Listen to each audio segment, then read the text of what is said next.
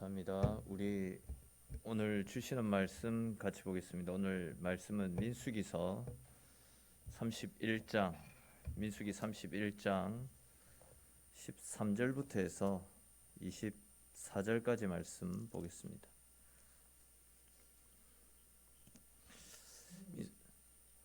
민수기 31장 13절에서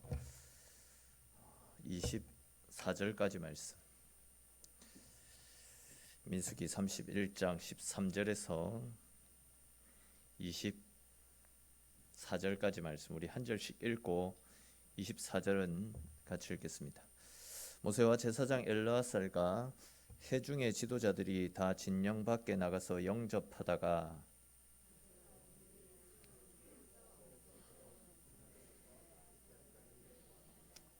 모세가 그들에게 이르되 너희가 여자들을 다 살려 두었느냐?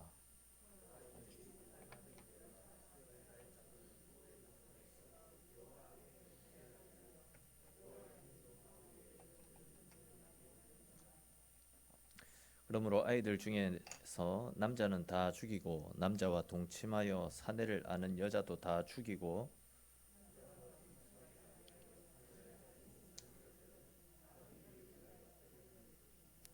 너희는 이래 동안 진영 밖에 주둔하라. 누구든지 살인자나 죽임을 당한 사체를 만진 자는 셋째 날과 일곱째 날에 몸을 깨끗하게 하고 너희의 포로도 깨끗하게 할 것이며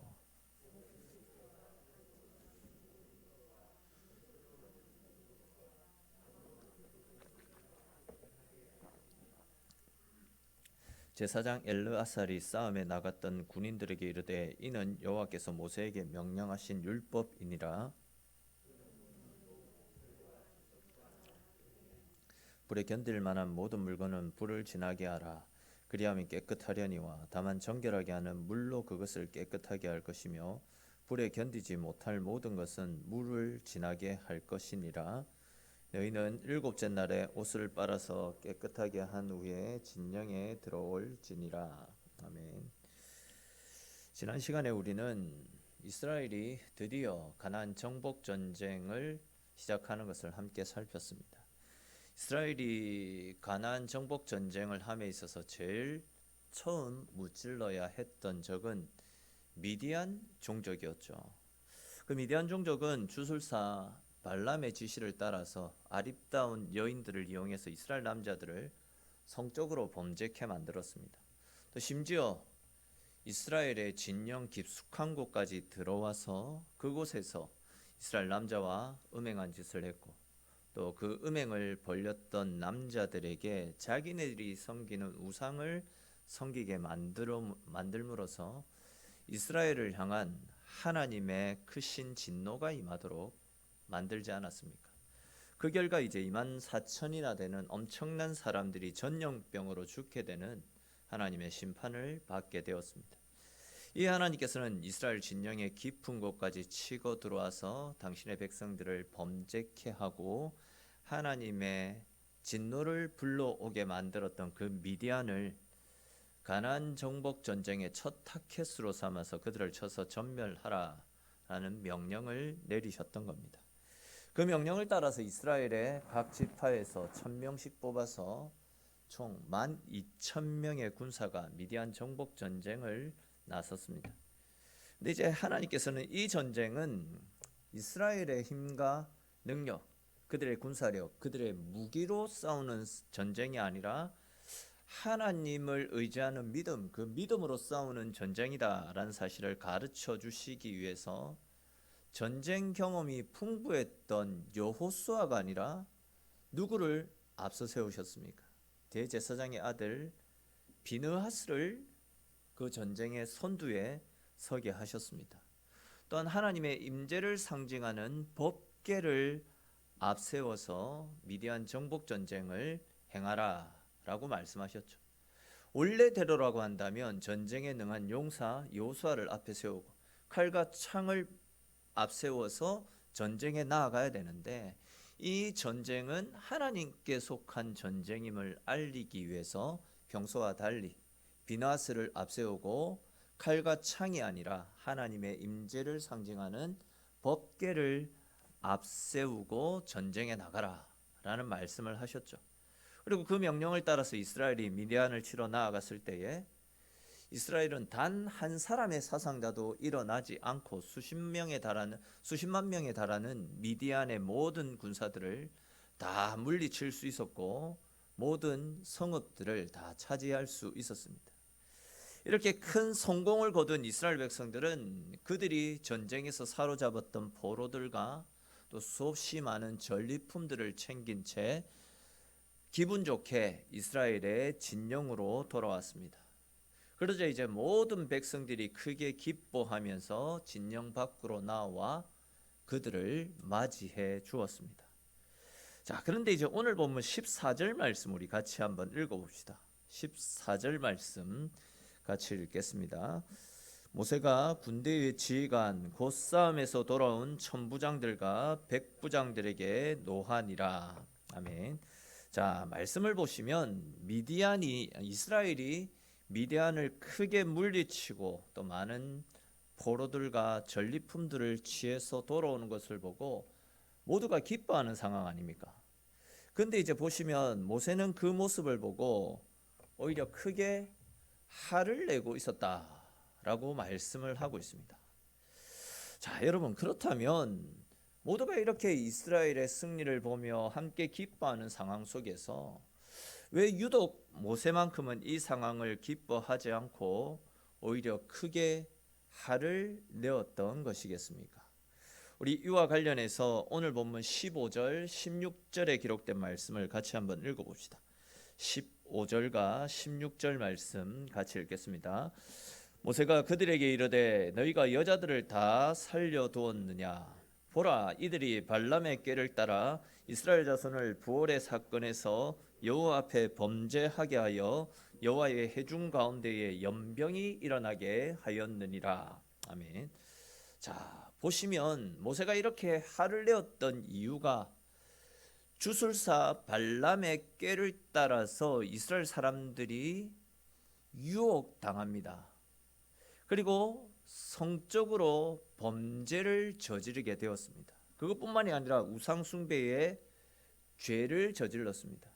즉 이스라엘 남자들이 성적 범죄와 우상숭배의 죄를 저지르게 되었던 원인이 이 미디안 여인들이었습니다. 이 미디안 여인들의 꼬임에 넘어가서 이스라엘 사람들이 죄를 지었고 그 결과 이스라엘 진영 가운데 하나님의 진노가 임해서 연병으로 24,000명이나 되는 엄청난 사람이 죽어나갔습니다.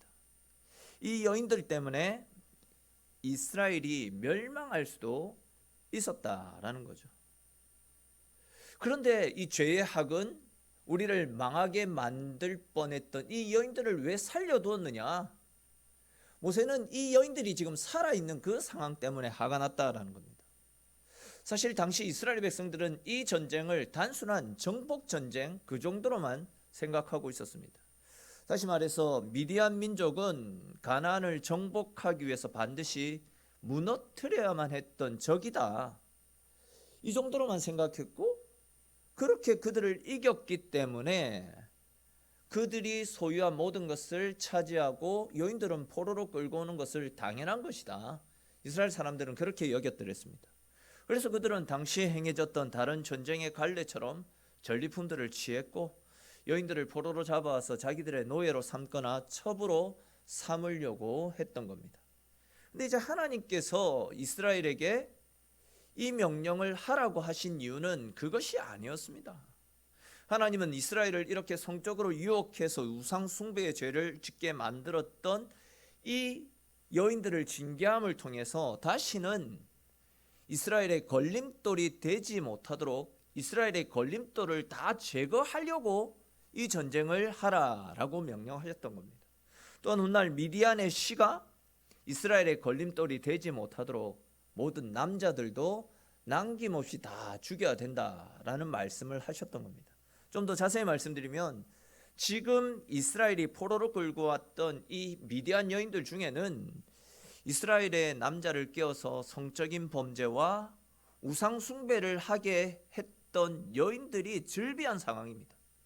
포로로 끌려온 이 미디안 여인들 대부분이 이스라엘 남자들을 꼬였던 그런 여자들이었습니다. 근데 그런 여인들을 가만히 살려두면 어떻게 되겠습니까? 당연히 그 여인들이 또다시 이스라엘을 유혹해서 죄의 구렁텅이로 몰아넣을 수도 있는 상황 아니겠습니까? 그렇게 되면 이제 2만 4천 명만 죽어 나가는 것이 아니라 진짜 이스라엘이 완전히 하나님의 진노 가운데 멸망할 수도 있는 그런 상황이 연출될 수 있습니다. 또한 지금 이 여인들이 혹 임신을 해서 미디안의 씨를 잉태하고 있다라고 한다면 이 여인들이, 이 아이들이 커가지고 이스라엘을 향해 복수의 칼을 겨눌 수도 있지 않겠습니까? 그런 관점에서 생각해 볼 때에 이 여인들을 살려두는 것이나 남자 아이들을 살려두는 것은 또 다른 죄의 불씨를 키우는 것과 마찬가지라 이야기할 수 있습니다. 이에 모세는 죄의 불씨가 될 수 있는 여인들을 다 죽여라 라고 명령을 했던 것이고, 또한 이스라엘 향해 복수의 칼날을 겨눌 수도 있는 모든 남자들은 아무리 갓난아기라 할지라도 씨를 남기지 말고 다 멸해야 된다라는 명령을 했던 겁니다. 자, 그런데 여러분, 이 명령을 하고 있는 모세의 입장에서 한번 생각을 해보면 좋겠다 싶은데, 사실 모세와 미디안 종족은 굉장히 밀접한 관계에 있는 민족이라 할 수 있습니다. 미디안 종족과 모세가 어떤 관계에 있습니까? 친족 관계 아닙니까? 모세의 장인 이드로는 미디안의 제사장입니다. 이 말은 모세의 처 십보라는 미디안 여인이다라는 그 이야기죠. 더군다나 이제 모세가 애굽에서 왕자로 생활할 때에 사고를 치지 않습니까? 그 당시 모세는 애굽의 바로 왕의 직계 아들과 다음 패권을 놓고 보이지 않는 경쟁을 펼치고 있을 때였습니다. 그런데 이제 어느 날 모세가 애굽 사람이 히브리 사람을 괴롭히는 것을 보고 흥분을 하지 않습니까? 그리고는 이제 애굽 사람을 돌로 쳐서 죽여버렸습니다. 그리고 이 사건이 빌미가 되어서 모세는 권력 다툼에서 멀어지게 되었고, 오히려 도망자 신세가 되어서 광야로 숨어 들어가는 일이 발생했습니다. 그렇게 이제 도망자 신세가 되어서 오갈 데 없던 모세를 거두어주고 생활할 수 있는 터전을 마련해 주었던 민족이 바로 이 미디안 민족입니다. 즉 미디안은 모세에게 있어서도 제2의 고향과도 같은 굉장히 친근하고 포근한 나라, 포근한 민족이었습니다. 그렇기 때문에 모세의 입장에서도 미디안 민족의 씨를 말리는 것은 굉장히 괴로운 일이었습니다. 그러나 중요한 것은 이스라엘을 이렇게 죄짓게 만들고 범죄하게 만들었던 미디안을 제거하는 일이 하나님의 뜻이었기 때문에, 하나님의 명령이었기 때문에 모세는 개인적인 그런 친분과 감정들을 다 접어두고 하나님의 명령 앞에 순종했던 겁니다. 우리 이와 관련해서 누가복음 12장 51절부터 53절에 기록된 말씀 한번 찾아서 읽어봅시다. 누가복음 12장 51절에서 53절까지 말씀입니다. 우리 같이 읽도록 하겠습니다. 내가 세상에 화평을 주려고 온 줄로 아느냐? 내가 너희에게 이르노니 아니라 도리어 분쟁하게 하려 함이로라. 이후부터 한 집에 5사람이 있어 분쟁하되 셋이 둘과 둘이 셋과 하리니 아버지가 아들과 아들이 아버지와 어머니가 딸과 딸이 어머니와 시어머니가 며느리와 며느리가 시어머니와 분쟁하리라 하시니라. 아멘. 무슨 이야기입니까? 이 말씀은 예수님이 주신 말씀인데 그냥 간단하게만 설명을 드리면, 우리가 주의 말씀을 따라 제대로 된 신앙생활을 하다 보면요, 가장 가까운 사람들과도 부딪히고 마찰이 생길 수 있다는 겁니다. 어떨 때는 가장 가까운 사람들과 단절하는, 그들과의 교류를 끊어내는 그런 아픔들도 뒤따를 수 있다라는 그런 이야기입니다. 지난 주일 때 설명절을 맞아 우리 다니엘서 말씀을 살펴볼 때에도 말씀을 드렸듯이, 가장 사랑하고 가장 위하고 아끼면서 하나가 되어져야 되는 가족인데 죄사 문제 때문에 아니면 신앙적인 문제 때문에 마찰을 빚을 때가 있습니다. 심지어 뭐 재산 문제 때문에 가족들끼리 칼부림이 나고 의절을 하는 경우도 있다라고 하지 않습니까? 왜 이런 일들이 생겨나는 것이겠습니까? 세상의 가르침과 하나님의 말씀이 너무 다르기 때문입니다. 사실 서로 간의 평화가 이루어지기 위해서는 서로 같은 곳을 바라보고 또 서로가 같은 가치관을 품고 살아가야 되는데, 우리가 예수를 제대로 믿게 되면요, 서로 간의 대화가 이어지지가 않습니다. 왜 그러냐면 한 사람은 하늘을 꿈꾸며 하늘을 소망하며 살아가는데, 한 사람은 땅을 바라보면서 땅의 것들에만 집착하며 살아가기 때문입니다. 또 한 사람은 생명을 살리고 영혼을 구하는데 모든 것을 집중하는데, 한 사람은 어떻게 하면 이 땅에서 내 욕심을 채우고 이 땅에서 부자가 되고 잘 먹고 잘 살 수 있을까? 모든 것이 세상에 관심이 쏠려 있기 때문입니다. 그러다 보니까 이제 오늘 본문에 기록된 말씀처럼 하나님을 믿는 사람들과 그렇지 못한 사람들 사이에서는 끊임없이 계속해서 갈등이 일어나게 되는 것이죠. 근데 우리가 한번 생각해 볼 것이 있는데, 여러분, 우리 사회 속에 이루어지는 평화는 어떻게 해서 이루어지는 것이겠습니까? 속으로는 이를 갈면서도 서로 뭐 정장 차려 입고 친한 척 손 내밀어 악수를 하면 두 사람 사이에 평화가 찾아오는 것이겠습니까? 평화는 그런 것이 아닙니다. 오히려 평화라는 것은 영적인 전쟁과 충돌을 거쳐서 얻어지게 되는 겁니다. 즉, 우리의 삶의 진정한 평화는 복음의 빛으로, 또한 하나님의 말씀과 진리의 성령으로 우리 속에 있는 어둠의 권세들, 죄의 유혹들, 또한 오래된 습관들을 쫓아낼 때에, 복음으로 세상의 어두움을 밝혀나갈 때에 진짜 진정한 평화가 찾아오게 되는 겁니다. 더 나아가서 우리 주변 사람들이 예수 믿는 우리를 보면서 저 사람 너무나도 다르다, 나와는 전혀 다른 사람이다, 저 사람이 오게 되면 괜히 내 삶이 조심스러워지고 내 말이 조심스러워지고, 뭔가 저 사람을 보면 내가 위축되는 것 같다, 나도 모르게 저 사람처럼 살아야 되는데 저 사람처럼 살 수 없을까, 이런 마음들이 생겨나야 되는 것이고, 때로는 그것 때문에 욕도 들을 수 있어야 됩니다. 즉, 혼자 잘난 척하지 마라, 혼자 너무 튀지 마라, 이런 불평의 소리들도 들을 수 있어야 됩니다. 그런 과정들을 거치면서 세상과는 구별된 나의 착한 행실을 통해서 그들을 복음으로 변화시켜 나갈 때에 우리 가운데 있는 막힌 담들이 허물어지고 하나님으로부터 비롯되어지는 참된 평화가 찾아오는 것이죠. 즉, 치열한 영적 전쟁을 통해서 온 가족이 복음으로 하나 되어질 때에 재산 문제라든지 신앙적 갈등이 사라지고 하나님으로부터 비롯되어지는 진정한 평화가 우리의 삶 가운데, 공동체 가운데 찾아오게 되는 겁니다. 바로 그런 측면에서 하나님께서 모세에게 미디안을 멸족시켜서 신앙적 갈등이나 죄의 불씨들을 완전히 제거하라, 이런 말씀을 하셨던 겁니다. 미디안과 이스라엘이 하나 되어지는 길은 다른 길이 없습니다. 복음으로 죄의 세력들을 덮을 때, 말씀의 능력으로 죄의 권세들을 이길 때에, 그때에 참된 평화와 안식이 찾아오게 되는 것이죠. 근데 사실 우리가 인간적인 생각으로 미디안을 향한 이 하나님의 명령을 생각해 보면, 참 하나님 너무 잔인하신 것은 아닌가 하는 이런 생각이 드는 것도 사실입니다. 근데 하나님께서는 이스라엘이 또다시 음란을 행하고 또다시 우상 숭배의 죄를 지을 불씨가 남아있는 것은 완전히 제거해야 된다. 그것 때문에 너희가 멸망할 수 있기 때문에, 그것 때문에 너희가 나와 원수가 될 수 있기 때문에 죄의 불씨들을 완전히 제거하기 위해서, 나와의 화평을 이루기 위해서 죄의 불씨들을 완전히 제거해야 된다. 또한 죄의 결과가 얼마나 참혹하고 비참한 것인지를 미디안 사람들의 최후를 보면서 너희들도 반드시 그것을 깨달아야 된다라고 말씀을 하시는 겁니다.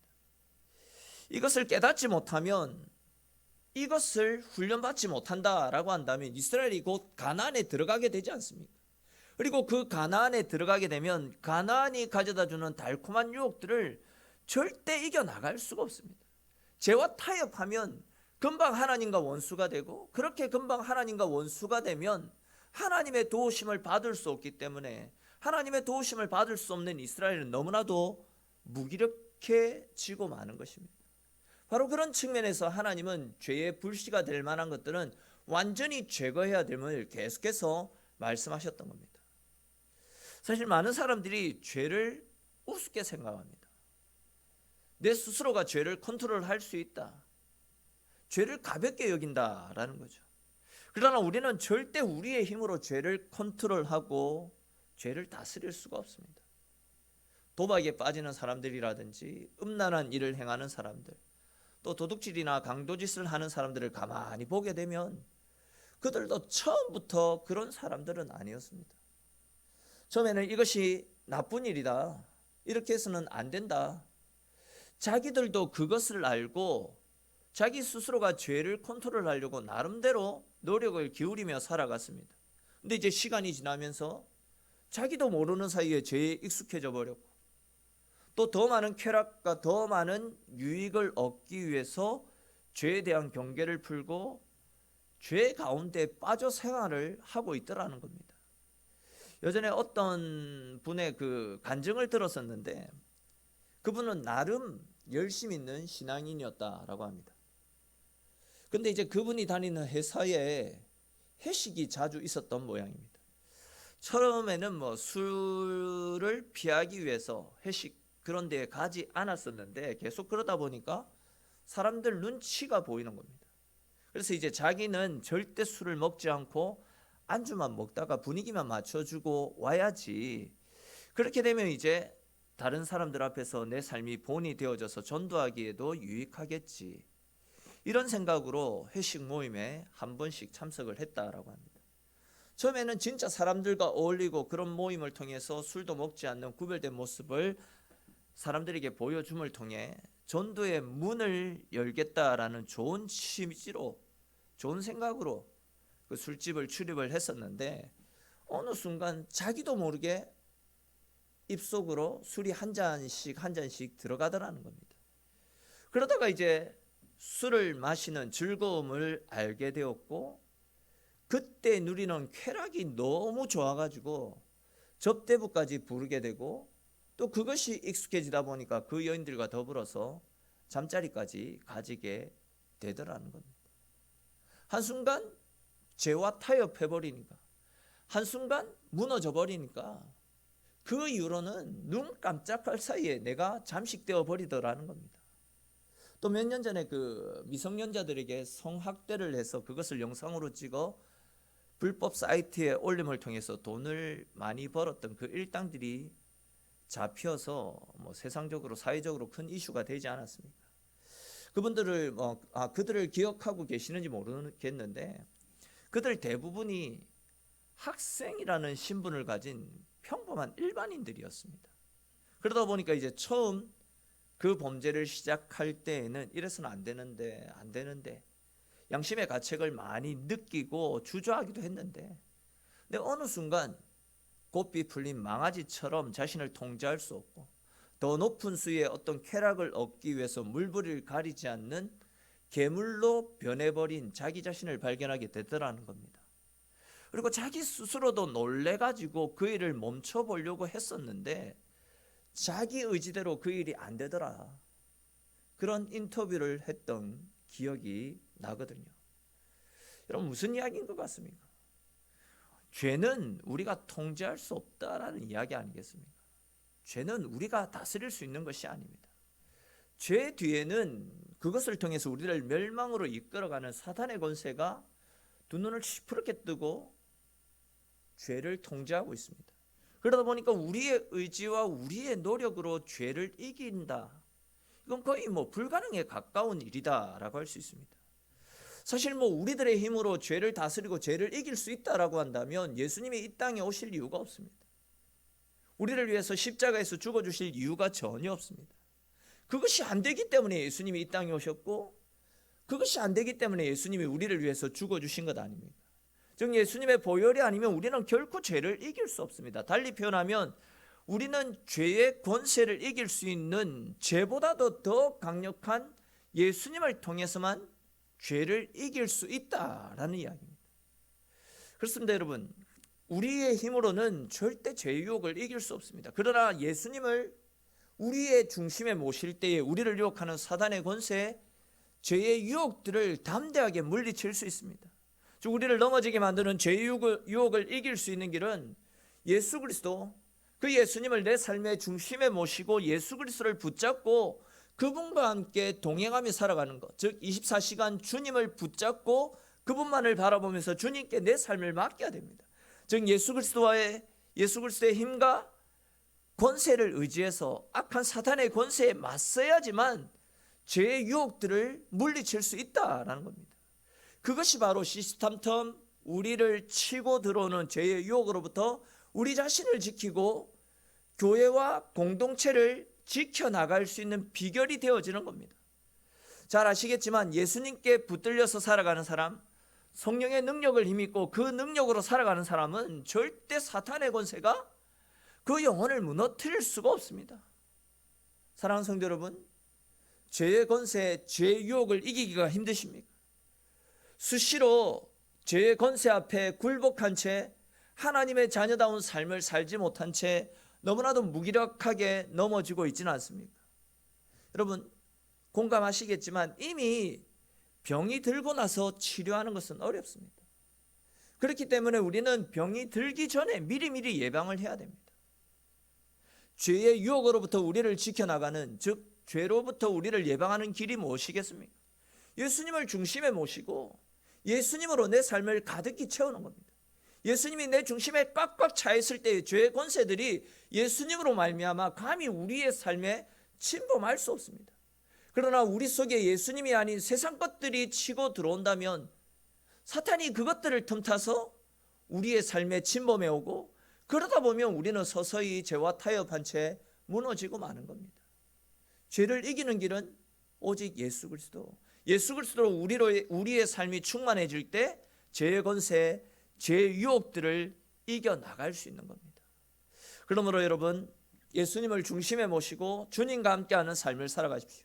그리하여 죄와 사망의 권세를 이기고 승리하신 주의 능력으로 죄의 유혹들을 다 물리치시고 언제나 하나님 자녀답게 믿음의 삶을 살아가시는 저와 여러분들의 삶이 될 수 있기를 주님의 이름으로 축원합니다. 또 이제 이어지는 말씀에서도 이와 비슷한 맥락의 말씀이 나타납니다. 간단하게 살펴보고 말씀을 맺겠는데 19절 20절 말씀해 보시면 하나님께서는 모세를 통해 미디안과의 전투에서 승리하고 돌아온 이스라엘 백성들에게 너희는 일주일간 진영 밖에 머물면서 스스로의 몸을 정결케 하라 라고 명령하시는 것을 볼 수 있습니다. 왜 이런 명령을 하셨냐면 아무리 그들이 하나님을 위한 전쟁을 펼쳤다 할지라도 미디안 사람들을 죽일 때에는 온갖 잔인한 생각, 그들을 향한 분노와 그들의 혈기를 담아서 사람을 죽였기 때문에 7일간 성 밖에 머물면서 더러운 생각들과 분노의 마음들, 세상적인 것들을 다 제거하라라는 말씀을 하셨던 겁니다. 또한 그들이 전리품으로 가져왔던 모든 물건들도 씻어야 될 것은 씻고, 또 쇠붙이나 기금속 같은 것들은 불로 정련해서 정결케 하도록 명령을 하셨습니다. 그렇게 이제 일주일간의 정결 의식을 마친 다음에는 진영 안으로 들어오도록 허락을 했던 겁니다. 이렇게 이제 일주일간의 정결 의식을 행한 다음에 진영 안으로 들어오도록 명령을 했던 것은 결국 미디안과의 접촉을 통해서 부정케 되거나 더러운 것들이 이스라엘 가운데 침범하지 못하도록, 즉 죄의 세력들이 일말의 여지라도 이스라엘 가운데 틈타지 못하도록 이스라엘을 정화시키기 위해 하나님이 주신 조치였다라는 겁니다. 우리는 이스라엘을 정결케 하기 위해서 하나님께서 이스라엘 가운데 내리신 이 명령을 우리의 삶 가운데도 동일하게 적용할 수 있어야 됩니다. 먼저 여기에서 말씀하는 미디안은 오늘날 세상 문화로 받아들이시면 되겠습니다. 세상 문화라고 이야기할 수 있습니다. 또 이스라엘 진영은 오늘날의 교회라고 설명할 수 있겠습니다. 즉 우리는 세상의 문화와 세상의 방식들, 또한 세상의 잔재들을 교회 안으로 가지고 들어와서 교회의 거룩함과 교회의 정체성을 파괴시켜서는 안 된다는 거예요. 그래서 우리가 민수기 말씀을 살피는 중에 언급되어지고 있듯이 교회는 세상의 방식과 세상의 원리로 세워져 가는 곳이 아니라 하나님의 방식, 즉 하나님의 말씀을 말씀하신 그대로 믿고 따르는 우리의 믿음과 기도하며 주의 능력을 구하는 우리의 기도, 즉 우리의 믿음과 기도로 세워져 가는 것이 교회 아닙니까? 또한 오직 십자가의 복음을 중심으로 즉 복음을 증거하고 말씀으로 세워져 가는 것, 하나님의 말씀을 토대로 세워져 가는 것이 교회입니다. 그런데 안타깝게도 교회가 세상의 문화와 세상의 방식들을 너무나도 무분별하게 받아들이면서 교회의 본질들이 흐트러지고 있습니다. 교회가 점점 세속화되어지고 있는 그런 실정입니다. 교회의 본질인 십자가의 복음은 점점 사라지고 예수 위의 문화 교양 강좌, 복지사역 이런 것들이 주가 되어서 십자가의 복음은 점점 사라져가고 있습니다. 그러나 여러분, 교회는 복음이 희석되어지면 절대 안 됩니다. 다른 그 어떤 것과도 복음, 십자가의 복음은 타협해서는 안 되는 겁니다. 예수 중심의 교회, 오직 십자가만을 드러내는 교회가 되어져야 됩니다. 그것이 하나님이 우리에게 교회를 세워가라고 직분을 주신 이유고 우리를 이 땅 가운데 불러주신 이유 아니겠습니까? 이것은 비단 교회만의 문제가 아니라 저와 여러분들 개인의 삶의 문제이기도 합니다. 우리의 삶 가운데 오직 예수 그리스도가 중심에 가득 차 있어야지만 우리 인생이 잘 되어지는데, 예수님께 이끌리는 삶을 살 때에 그 삶이 하나님의 은혜 속에서 평탄한 삶을 살 수 있는데, 우리는 예수님을 믿는다라고 이야기하면서도 우리의 삶 가운데 예수 위에 다양한 것들이 너무 많이 자리 잡고 있습니다. 예수님 위에 물질, 명예, 권력, 자기 욕심, 자기 애, 세상적인 가치관들을 내려놓지 못한 채 예수님이 계셔야 될 자리에 세상적인 것들로 가득 채워놓고 살아가고 있습니다. 언제 한번 말씀드린 기억이 있는데, 예수 플러스 nothing일 때 everything입니다. 즉 예수님 이외에 다른 그 어떤 것들도 우리의 삶에 희석되지 않을 때에 우리 인생이 성공할 수 있고 우리 인생이 주의 은혜 가운데 풍성함을 누릴 수 있는데, 우리는 그와는 반대로 예수님은 점점 사라져가고 있고 세상의 것들이 우리의 삶을 가득히 채워가고 있는 실정입니다. 사랑하는 성도 여러분, 우리에게는 아무리 가난하고 아무리 힘들어도 아무리 어려운 세상을 살아간다 할지라도 우리의 소망과 우리의 희망이 되시는 예수 그리스도가 계시지 않습니까? 예수 그리스도가 우리의 소망이고 우리의 능력이고 우리의 힘이지 않습니까? 그분을 우리의 중심에 모시고 그분과 함께하는 삶을 살 수만 있다면, 아무리 세상이 어두워지고 아무리 내일이 보이지 않는 절망의 시대를 살아간다 할지라도 두려워하거나 염려하거나 걱정할 필요가 없습니다. 예수님이 내 삶을 컨트롤해 주시고 예수님이 내 삶의 능력이 되어 주셔서 우리를 생명 가운데 이끌어 주시기 때문에 예수님과 함께하는 인생은 절망적인 세상 속에서도 다시 일어나서 희망을 이야기하고 내일을 꿈꿀 수 있는 하나님의 은혜가 부어집니다. 그러므로 여러분, 급하게 생각되어질수록 주님과 함께 천천히 걸어가십시오. 급하다고 분주하다고 내 생각대로 걸어가려고 하지 말고 말씀을 따라 주님과 함께 한 걸음 한 걸음 걸어가십시오. 세상의 원리를 따라서 교회를 세워가려고 하지 마시고 말씀의 원리를 따라서 주님이 원하시는 방법으로 내 삶을, 교회를 세워나갈 수 있어야 됩니다. 세상이 뭐라 하더라도, 세상이 아무리 우리를 뒤흔든다 할지라도 예수님을 중심에 모시고 말씀이 중심이 되는 삶을 살아가게 될 때에 그 인생을 주님이 귀하게 보시고 그 인생을 주님이 높여주시고 그 인생 가운데 하나님이 크신 은혜와 복으로 우리의 삶을 풍성하게 채워주실 것입니다. 그러므로 저와 여러분들 모두가 오직 예수님만을 주인으로 삼고 오직 예수님만을 바라보며 예수님 뜻대로 세워져 가는 귀하고 복된 삶, 복된 교회, 복된 인생이 되셔서 주님과 함께 이 시대를 살리고 하나님을 기쁘시게 드리는, 정말 주님이 찾으시는 귀하고 복된 저와 여러분들의 인생이 될 수 있기를 주님의 이름으로 간절히 축원합니다. 잠시 기도드리겠습니다. 사랑의 주님, 오늘도 우리를 주의 자리